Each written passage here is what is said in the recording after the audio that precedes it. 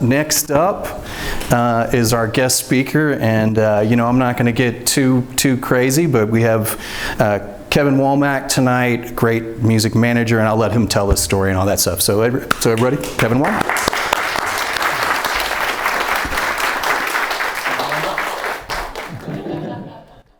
So thanks.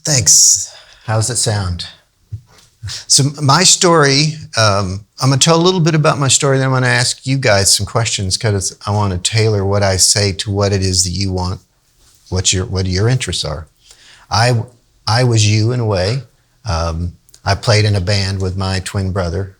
I actually started when we were 13, and by the time we were 13, 14, we were playing San Angelo and Dallas and all over Texas, and I was born here in Austin.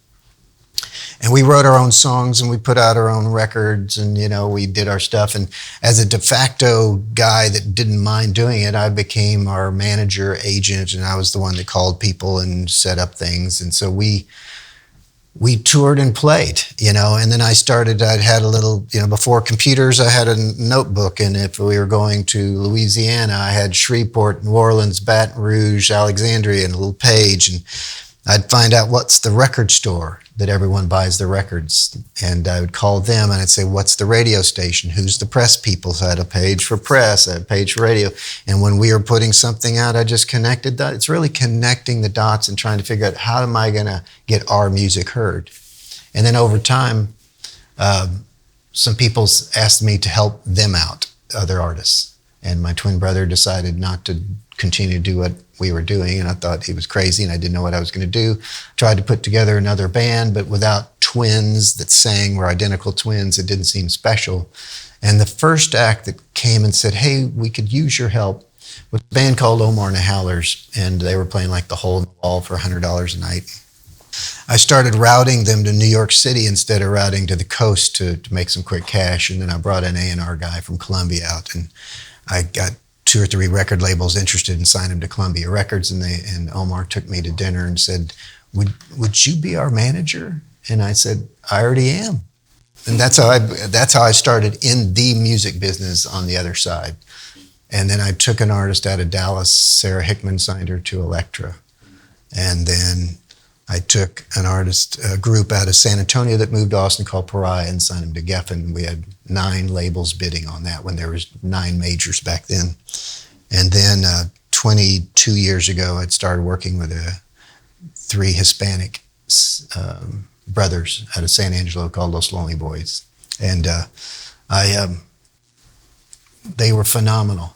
They were kids that already knew what they were doing, but they just needed help from a song standpoint.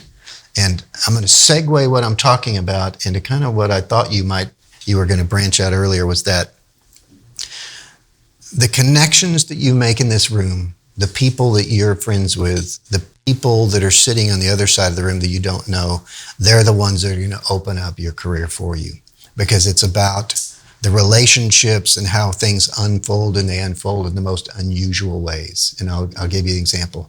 What reminded me of it was when I was driving to this studio just a bit ago, and on City Park Road, you take a right, and Jack Rock has a studio up there. And I had an act that I had over there that we had producing, but Jack had decided to start a record label at the time called Viewpoint Records to go with his studio. And since he'd already recorded a lot of these albums for artists, he came and said, Kevin, you know the business. Could you be my business associate to help sign these artists to this contract I need you to design? I said, sure, Jack. And so I became, in a sense, his business affairs for a bit. And so I would go to the different artists, and he was starting this label and trying to get these artists to sign these record deals. Whether they did or didn't was up to the artists. But he had brought in a guy named Rob Forboni, and Rob Forboni was, in a sense, helping him run the A&R side of the label. He was trying to really branch it and make it go out. Rob Forboni's credits were that he engineered the band's The Last Waltz. He engineered Goat's Head Soup for the Rolling Stones. He produced Bridges to Babylon for the Rolling Stones and produced Clapton and Bonnie Raitt. And then he went on to be senior VP of A&R for Island Records. So here this guy was at Jack's. I'm meeting him, and I think he's completely nuts, right? Italian, making the greatest pasta. It was South by Southwest, so we ran through South by Southwest, and we'd see all the bands, and we'd go in, we'd see 2 songs, and we'd run out, see another, and we saw eye to eye. We really connected about songs and pasta and people. And then my first job was to fire Rob Fraboni, because the label didn't need him anymore. So I fired Rob Fraboni, but we stayed good friends. And in November 1999, I got a call from Rob Fraboni that said, Kev, I'm starting a record label with my next door neighbor, Keith Richards from the Rolling Stones, who I produced and engineered. And we found these 3 Hispanic guys, and they're up in Goodlettsville, Tennessee, outside Nashville, and we heard them on a radio show, and I'm gonna overnight you a song, and they sent me their song, Senorita, and I said, I'm in. And they said, would you meet us in Nashville to go see these guys play? And so I fly to Nashville and meet everybody, and Lonely Boys play a show, and they were like 16, 17, 19 years old, incredible harmonies, they needed everything but songs, but they had a few. And so I started managing them. They moved back from Tennessee to Austin, to San Angelo, really. They had no equipment, except for Ringo had a little bit of drums.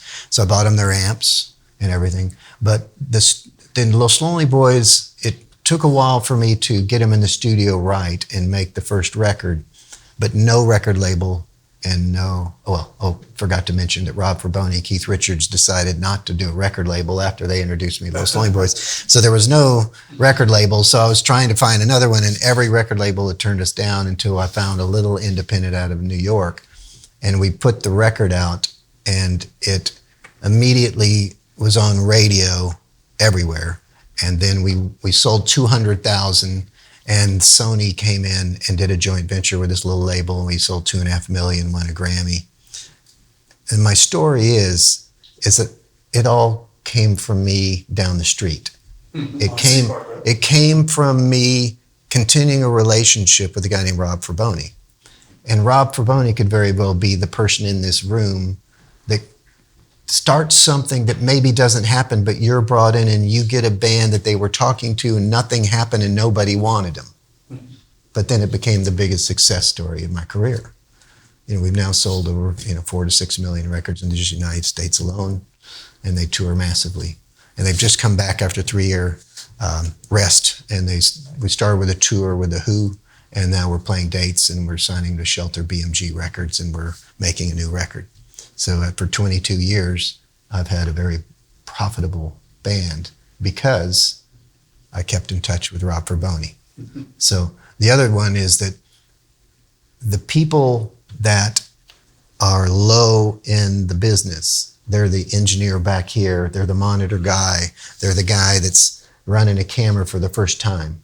They're the janitor at the studio that you're working in, or the record label. They're going to be the president in 2 years, in 3 years, that you need to sell an act to, or you're the act that you need to sell to. So your responsibility to yourself is to treat everyone with respect. And that way you can sell something to them later. If Rob didn't like me, they never would have called and said, hey, Keith Richards helped out later because we then toured 2007 with the Stones. That was great. We did the show here in Zilker Park. It's the biggest show in Austin, Texas history. And so we did Memphis. We did all over the Rolling Stones. And then it's the relationships. And I'll give you another story about a relationship where you have to pick up the phone even if you don't know someone. You can't be scared. Oh, they don't know me. So I've got Los Lonely Boys, and we're in a tour bus. We're going from LA to play we did the Greek Theater. We're going to go to play the Fillmore in San Francisco. I'm on the bus with Los Lonely Boys. 3 brothers are in the back lounge, and I pick up the phone and I call Carlos Santana's management. And I say, I know Carlos doesn't need a guest list pass to go to the Fillmore anytime. But I just wanted him to know the Los Lonely Boys are big fans of Carlos, and they're playing at the Fillmore tonight. It's sold out. We'd love for him to attend if he's in the Bay Area at all. They said, okay, we'll get back to you. 3 hours later, my phone rings, and it's the guitar tech for Carlos Santana saying, what time would you like him to load his gear in? and I didn't tell Los Lonely Boys yet, And so a little bit later, I got a call from Chad Wilson, who's Santana's security guy. He says, hey, look, I know you've got the bus there. Could you put some cones out in front of the bus for Carlos 7 Series BMW? I'll be driving it. I said, okay, you got it. They text me and said, okay, we'll be there. We're arriving. And so they pull in. I move the cones. Carlos gets out of the car. I say, hey, Carlos, this is Kevin. I'll take you on the bus to meet Los Lonely Boys. We go on the bus. We go to the back of the bus, and I said, Carlos, this is Ringo, JoJo, and Henry Garza, and they freaked out. Nice. That's awesome. And I said, not only are you meeting him, he's playing with you tonight. Right. And so I'm standing on the side of the stage. The band is playing the sold-out show. They started the show. Carlos whispers to me, what started with Richie Valens went through me, and tonight I'm passing the baton to Los Lonely Boys. And then when they introduced him, the place goes bananas. He goes on Henry's mic, he says the same thing. And then from there, Carlos had that big Supernatural album that sold 20 million, 10 million, 20 million, right? The next album, he invites Los Lonely Boys to be on that record on one of the songs they wrote. So I'm dealing with Clive Davis about the song. And then we do the whole 2007 North America tour with Santana because he loves the guys. Every time they play California, Los Lonely Boys backstage find a dozen yellow roses from Carlos Santana in a card. It's because I picked up the phone. And it was someone I didn't know. You have to make the call. Nothing happens in a waiting room. Your career won't happen if you wait. You have to make the call. And you got to dream big. And you got to put it out there. And you got to have something good to say. I knew Los Lonely Boys are great, so it didn't bother me to make the call. And so each of the artists that I work with, I pick them because I think they're world class. It gives me the ability to stand straight and know that when they play a show, they're going to deliver. Los Lonely Boys. I have an artist that's actually in here, Lisa Morales. Lisa's been touring with Los Lonely Boys. Los Lobos has a duet on their new album with Rodney Crowell. The album just came out on Friday. Spotify just picked up on a great playlist. Austin Chronicle today has a great article on the review on the record by an incredible Kevin Curtin that writes amazingly well. He didn't write the review until I pick up a phone and email him the record. Even though we have a publicist that's mailing these things out, you have to make things happen. What I've learned over and over, you can have a bunch of people doing things, but it's like you must follow through.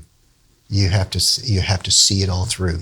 As a manager, as an engineer, as a producer, if you're doing a session, you must follow it through, make sure all the mics are there, because by the time you're recording, your artists are doing something you've got to capture that's important.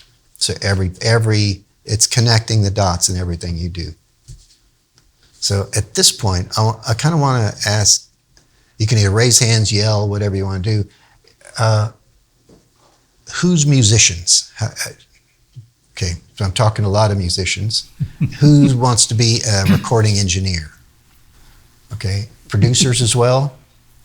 So kind of all over the place. To be the musician that you want to be, it's going to start with a song. And as a producer, you have to make sure there's a song before you record. Because what's going to have success is the song, The song is everything. If Henry hadn't written Heaven for Los Lonely Boys, they never would have won a Grammy. They never would have sold millions of records. You have to have the song. How do you find out if you have a song? You ask people. You play it to them. But you don't just play it to your girlfriend, husband, wife, or whatever. You play it to people that you believe can give you real feedback. You need to be thick-skinned because you need to go to them and say, I need you to be honest. Is this good? And they might say, wow, you got a really great start, but you need a chorus. You need to pop the chorus. Or maybe you need a bridge. The song doesn't have a bridge. That place you go to, so when you get back to the chorus, you go, oh, I'm back. It's these things. It's a song. So as a producer, you need the artist to have a song. As an artist, you need to write a song. And if you're a musician, my advice to you is if you don't write songs, please write songs now. Because when you're 50 years old and you're still the bass player, what do you have to show for yourself? You need to have ownership of something. Yeah. And as a manager, I started a record label and a publishing company to make sure that we had ownership of something. If the artist needs, to have a label, or needs a publisher, we can, we help record them or we give them an advance. But then we buy in as ownership. But it's like, how do we help them? I see what the need is. Do they need songs? So we have them co-write with other people. I'll give you an example. There's an artist, John Mook. John Mook is from Uganda. It's an amazing story how he got to the United States. He was impoverished in poverty in Kampala, Uganda. It's a landlocked country.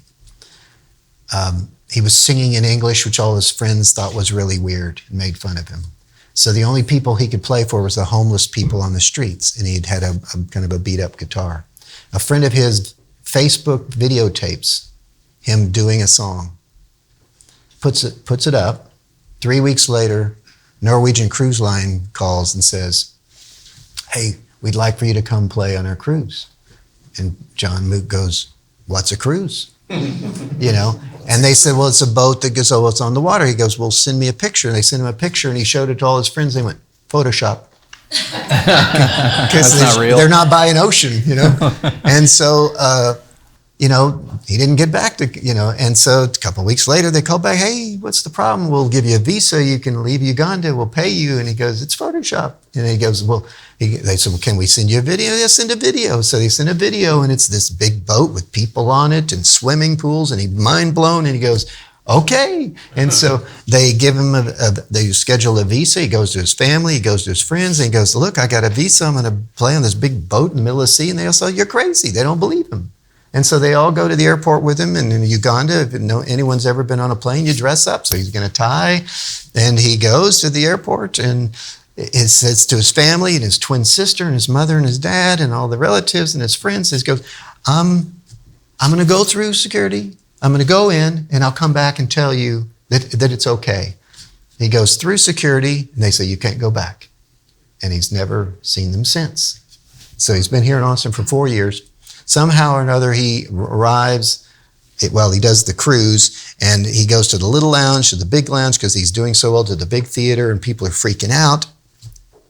And he finally, he's very smart, got a appointment with the U.S. Embassy in the Bahamas when he went to Nassau. And he's somehow hooked his way into the United States, ended up in Austin, and that's how I got hold of him. And right now, he went from on the streets of Kampala with not a penny. He's sending money back to his family. He's signed with Dan Auerbach's label, Easy Eye. Dan Auerbach is producing the record. I've got him with a booking agent for Van Morrison, Roger Daltrey, Kev Mo, Bonnie Raitt, and he's about to have a huge career. And why is he having a huge career?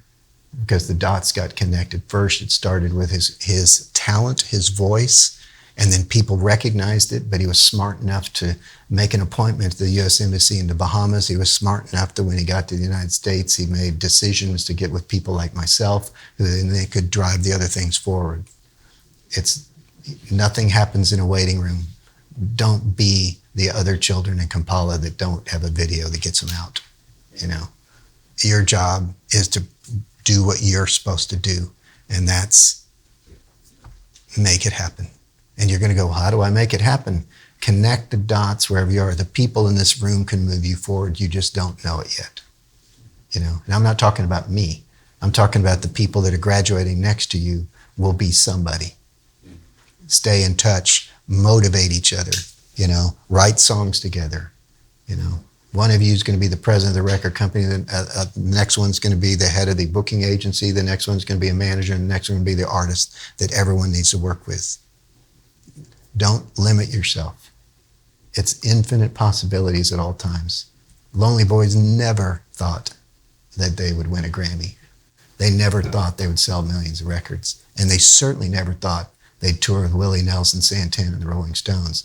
And when I introduced them to Paul McCartney, I said, Ringo, this is Paul. Paul, this is Ringo. And Paul goes, you don't have any rings on your hands. He goes, no, my real name's Ringo. Infinite possibilities. You can go from, and Los Lonely Boys started in San Angelo, Texas, where the Avenue A is the rich people, Avenue Z is the poverty. Los Lonely Boys lived in the barrio on Avenue Z. John Mook came from Kampala. You, from this amazing studio, can do anything you want. So that's some of my advice to you. You know, as if you have to have belief in yourself. There's a reason you went through this. There's a reason why you graduated. And that's because you have what it takes, you know, and don't let anyone tell you otherwise. Nobody wanted Los Lonely Boys. No record company, no booking agency. We found a little brand new label that just happened to listen to it, and it convinced him to put them out.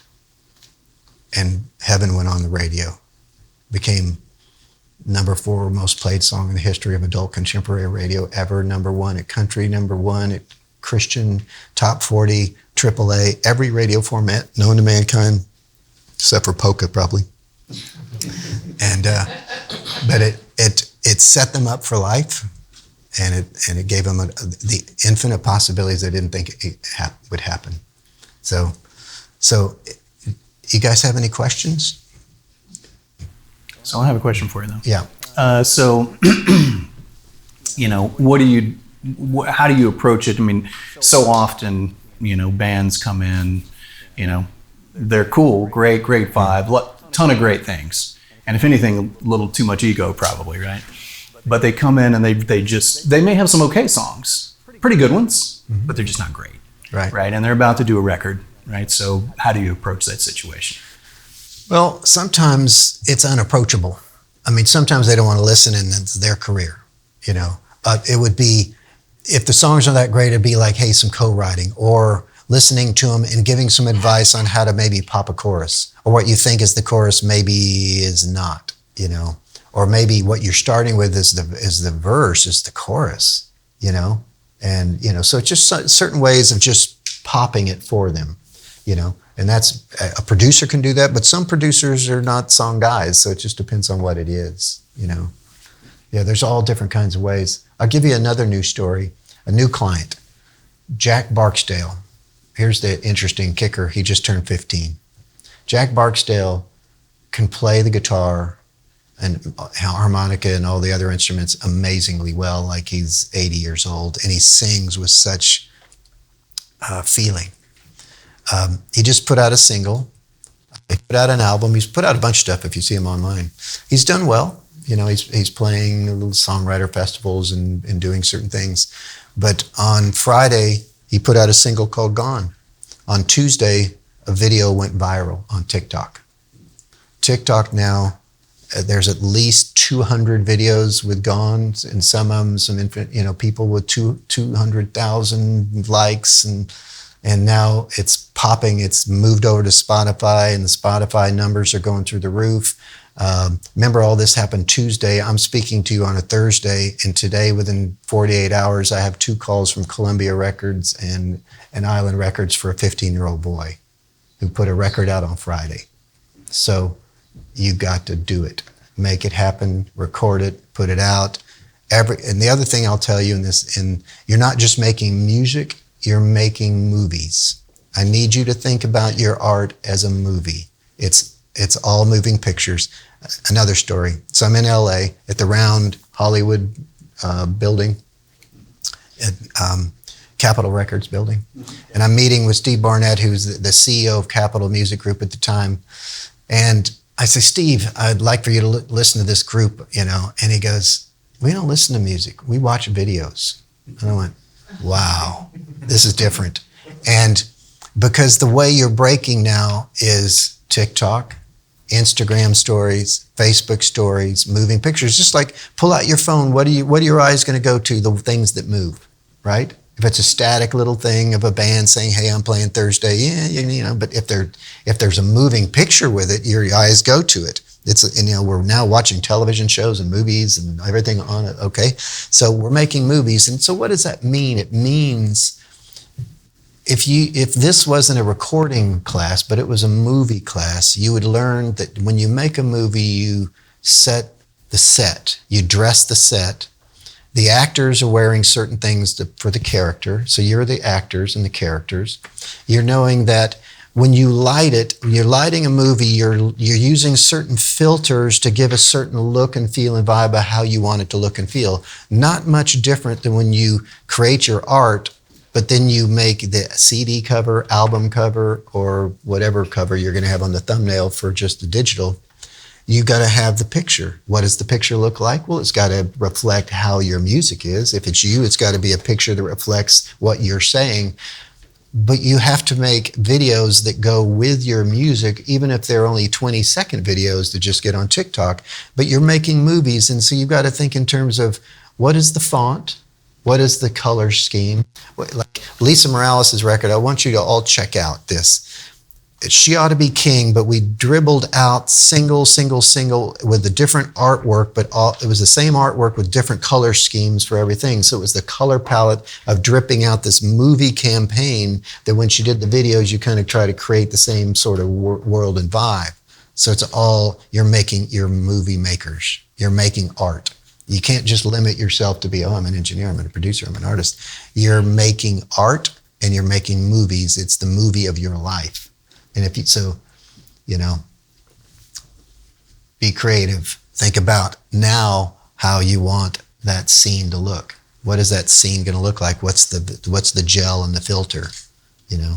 I mean, breaking out these days. I mean, like, is there any other format really to break out on? I mean, can you really break out with just audio right now?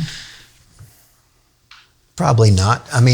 Sure, there's always a song that's going to break and everyone go, look, that happened. But it's going to be visual image. It's going to be digital marketing. If you can take digital music marketing classes, I highly recommend it. You have to reach the audience. How are you going to reach them? There's so much music. There's, even when we're doing campaigns for a record or for an artist putting a record out, it's like, well, do we really go to radio? You want radio. But in order to get on radio, you have to have the drivers. And what I mean by drivers, the story. How many TikTok views? How many? What's your numbers at Spotify? What's Instagram and Facebook? What's your Twitter? They all want to know these things. So you can either go crazy trying to figure it out. The ones that really succeed are the ones that are starting to master at least how to drive people to their Instagram, drive those numbers. Because here's what happens. When I'm trying to get you on ACL Fest or any festival, Lollapalooza or anything around, Calgary Folk Festival, they're going to Spotify and they're looking at your numbers. They're looking at Instagram numbers to see if you have an audience. Whose job is it to get that? Well, it starts with you. Because before you have a manager and agent, and they're going to look at your numbers too before they want to work with you, it really starts with you. You have to, so that goes back, you're making movies. Instagram stories, you're compelling people. Any other questions? I was going to ask you also can you tell me about a band that you've worked with that didn't make it? You know what I mean? Why? Almost every time when I get with an act or a band, I say, things are going to go well, and what's going to stop it is you yourself. And every time it is. I could give you a couple examples. One of them was Pariah, that I had 9 labels bidding, and I can tell you this story had a lot of ups and downs. One was that we signed with a guy named Tom Zutaut, who signed Guns N' Roses, Motley Crue, Metallica, and this was a rock band. And we had Sims Ellison and Kyle Ellison and other guys, the 5 guys, and they were just amazing. And that we signed a huge record deal. It was $300,000 for the first album, $100,000 to put in your pocket, a 2-album guaranteed deal, because if they didn't make the second record, they gave us a bunch of money to leave. No one ever gives you money to leave. That's nice. And so we made the record, but it was stalled by the A&R guy for his own personal whim or whatever. And so by the time it came out, the band didn't sound like what he had heard before, and he wanted the old sound by the time it came. And by the time the record came out, Nirvana came at the same time with a fresh new sound, and it blew the industry on its, it was like a hurricane gale came in, and everyone that sounded like this was over. And so we had made the record, we were about to go tour, and the record label called and canceled the tour support, and it was over. So the band teetered, and Sims committed suicide. Yeah. And this, have you heard of the Sims Foundation here? Yeah. Sims Foundation, because of Sims who committed suicide because of mental illness or the depression that he was going through for a variety of reasons.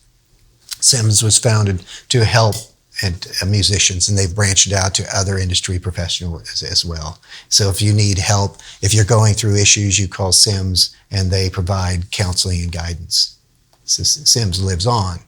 Yeah, so all the musicians can basically, certainly in Austin, I don't know if it's everywhere now, but it's definitely. It's within the Travis County, the Austin area. Yeah, right. Yeah. So that's cool organization. That's a story, a one way that's even, there's more to it. Well, that sounds like timing though, right? I mean, like the reality is it's timing. It's, what makes a success and what doesn't is timing is a lot. When you drop a song at a right time when the world's ready to hear that, it's time. A lot is to do with timing. You can also go a little deeper and go spiritual if you want. Say it all unfolds in the right place, Yeah. And yep. Could you give a practical example for maybe like merchandising what you've already branded, if you've already taken that step into maybe creating a social media marketing scheme of some sort, and then is there, obviously websites and pointing people in the right direction, but is that something that you see as possible to actually merchandise what you're doing so this way you can fund future projects? Or should we just shoot for the stars right away? So I'll say some of it back if I remember all of it so that's picked up on the mic possibly. It's talking about merchandise, talking about website, trying to monetize. You want to monetize everything. The quicker you can do the merchandise, the quicker you can have your t-shirts, the whatever it is you're selling, the quicker you can market. That's the full movie as far as I'm concerned. You've got the music, you've got the music and the shows, but you have the merchandise because the merchandise will help on the road to sell. Or if you're not even touring, being able to sell something unique, something that's a look or a vibe or a piece of clothing that's different. So if you can monetize and you get with a company that helps you market it, you can either do your own. I recommend you start your own and be creative and just make it happen, and then get a website with the art that you've got going on. I totally recommend it. So I have a question about that too. Like, how important do you think it is as an artist, right? You are putting your package together, right? Or you're even thinking about it, because I see so many artists, right? Crazy amounts. But so many of them, they don't put together a comprehensive business plan. Does that make sense? Mm-hmm. So how important do you think it is to somebody's success to, set monetary goals, let's say, right? Like, in this year, what am I going to make? How am I going to make it while I'm making my music and make ends meet and put it all together? How important do you think that is? Well, I'm going to give you two sides of that. A lot of people feel that helps people drive toward it. But I'm also going to say that plan is going to get ripped to shreds as you go through it. Yeah. You can have your goals, you can have your monetary goals. It blows up if you have success incredibly well. If you don't have success, which is most of the time, so you have to regroup. And so it's what are the expectations in your head? And who's put money in and what's their expectations. And I think to me, in art, even though I'm a businessman, it's about unfolding. It's about your art will unfold at each stage. because I know this is weird and business accountants will hate me, but I've never written a business plan. And because everything is going to change tomorrow by what happens today. Now, that doesn't mean that my mind isn't the business plan. It doesn't mean that I don't know. Even back when I was doing it, it's like, okay, I got to get Omar and the Howlers to New York instead of routing them to there, because the business plan is to have a future, we better have a record label. That's a pretty good business plan. I just kind of let it unfold in the action. The business plan for me is that I'll get you a record deal unless you screw it up. I'll get you on the radio unless you screw it up, you know. But there's nothing wrong with business plans. I think people should do it and they should know. But it depends. If someone is saying, I got to make this amount of money in 2 years or I'm going to stop, then I think they should stop now. Because the idea is you make incredible music and you will not stop till it's done. It's like Kobe Bryant. You know, you ask any of these people, have you ever noticed that when everyone wins a Grammy, they go up and they say, thank God. They thank God. And do you know why? Because they feel they're God directed to do it. Now, either that means they're crazy, or that means they're driven, or that means they're directed, but that means they are focusing and they know that they're not going to stop till they have it. And that's why the people up there, and that's why the people that you know that have the success are crazy nut driven. And they're world class because of it. And I recommend doing a little of the God thing. Yeah. You know, because what it does is it brings a divine spark to everything you do. Uplift. Every moment you wake up in the morning, you say, there's infinite possibilities. And where does it come from? It's not you. If you think it's coming from you, you got a long, hard road. You got a lot of disappointment. But if it comes from outside, so when you win the Grammy, you go up there and you go, thank God. Right. You know? You know what I mean? Yeah. It can be whatever God you want to call it, you know? Sure. Allah, Buddha, whoever, you know? Right. Shake, shake, you know? Yeah. So for local artists, especially in the Austin area, producers, solo artists, bands alike, that have videos, that have social media presence, that play shows and are gigging around, what's the next step to advance beyond just playing in clubs around, you know, the Austin area? Well, the next step, it's that still that connecting the dot, like who do you know in the room? It's like in order to go play Dallas, you need to really be on a show with a Dallas act or someone that's going to take you, or an Austin act that's got oomph there, or you're getting KXT and Jenny over there to play you. So it's a matter of, you're going to connect the dots worldwide. So you're going to start Austin. You're going to figure out who's San Antonio, Houston. You know, if you're the kind of act that's going to play the Kessler and the Heights in Houston, you're calling a guy named Mark Austin in Houston saying, hey, I see that this act is playing. Here's my stuff, and we'd love to open up, you know.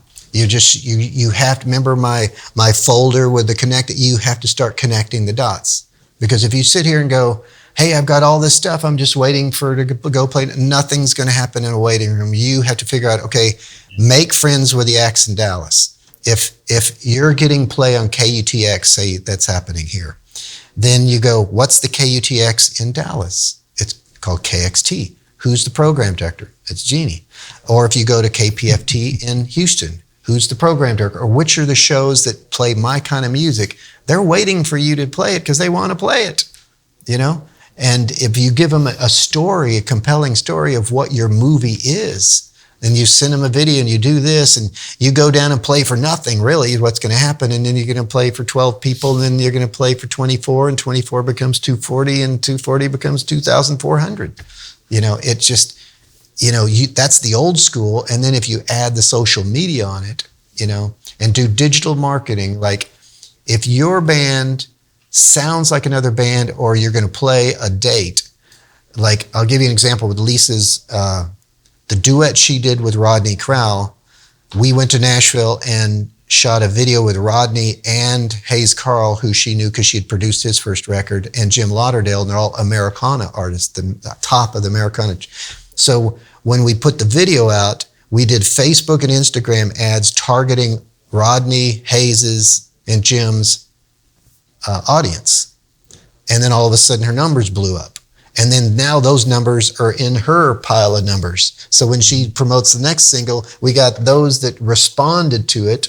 And so it's just, you need to learn a little bit of how to utilize the boosting your shows and utilizing the Facebook and then targeting artists that sound like you, especially ones that you're playing with. And if you ever play and open up for somebody, you then hit their audience and, saying, hey, look, here's a picture of me with this, the singer from this band. And all of a sudden you're boosting that, throwing $25 in to show, hey, we were here, now we're playing Houston, It's about thinking how to move the needle forward. Does that make sense? Yeah. Okay. Let's get one more question. Yeah. Kind of tangentially related to what he was talking about earlier. Like traditionally, we play in band together, but like traditionally, the only way that we've like made money, regardless of crowd size, has been merchandise. So we brought up merchandise. Sure. Merchandise has been the only thing that's really like paid for stuff. What can you do when you're like past, like I would say, like like not just like obviously we're still cutting up TV, playing clubs and stuff, but like we're starting to get out of like the normal patterns of like we'll play anywhere. We're not opening for ska bands anymore, right? That kind of stuff. Like, what can you do to start like having pay guarantees? How do you negotiate that kind of stuff with venues without like running into the like brick wall? Well, the question is, how do we start doing gigs that pay, a guarantee? The promoter or the club guy is not going to pay you until they think that you're going to sell a ticket. Yeah. So if you've played there before and you've sold a certain amount of tickets, then they have the history of that, so they'll pay you commensurate what you did last time. Yeah. It's really what it's, yeah. Something that we've run into, like we organized like a festival that independently of anybody. I set up a bill, contacted, just got all my friends' bands that make weird stuff, and was like, hey, y'all want to do this all together? And so like we put together a festival. We got, I'd say probably, I think it was 128 people on Sunday for all unsigned local bands, only 3 of which had singles out. Like decent draw for that. I did the math for like talking to the venue because we're doing round 2 now of like how much money we made them in the night. Yeah. So what my recommendation there is that if you are going to do a festival sorts like that, then what you want to do is ask for some small slice of the bar tab. Because if you're bringing in a bunch of people and it's all on you. But I have to tell you, I really love what you're talking about and but Mike might not have picked it up, that putting together their own mini festival at a venue, bringing unsigned acts and having a list. I think it's great, and here's why. I think you should do it as much as you can and even take into other cities, but also promoting it like it's a real festival. Yeah. Like it's a festival. We did it with the Dunwells, a group that I work with out of the UK, and they put on their own summertime festival with a single summertime that came out, and in England they wait a long time for summer to come, so they're really rare to go. And so it's like, so if you come up with a theme that kind of hits like that, and you come up with your own festival, then when you're promoting the band outside, we headline this festival. Well, it's yours, but they don't, you know what I mean? I think doing your own festival is just really great idea. You don't even know how much that helps the perception of the band. I would continue to do it, but ask a venue for a piece of the bar. You might find out, hey, look, what do you normally do on a regular night? All right. After that, we'll take a percentage. If they're obstinate, won't give it you from the beginning. But it's like you got to figure out a way to help make it, because you're bringing people to them. You got to figure out ways to monetize it for you. Yeah, that's what I would recommend. Thank you. You bet. Cool. Well, I'm going to ask you one last question. Sure. And it's kind of my traditional last question. So imagine you are 19 again, right? Yeah. Starting from the very beginning, but now, right? What would be your best advice? Well, it's the same one that I tell everyone, and that's you should have taken some marketing classes. And I'll give you a story behind it. The first time I knew it. When I was a bass player, so I signed Omar and the Howlers to Columbia Records. I fly to New York, and I'm at a record label for the first time in my life. I'm in Columbia Records marketing, big conference room. The president of Sony, the head of all the different departments, the radio, the marketing, the press, and they all look at me and they say, Kevin, what's your marketing plan? I went to the library and I checked out every Billboard magazine I could get, and I scoured every article that said anything about marketing. I looked at the pictures of everybody in the business, so when I would go to New York and LA, I would know what they look like so I could say their name. And I learned how to market that way. Learn marketing, because you don't want to be in that boardroom with nothing to say. That's awesome. Yeah.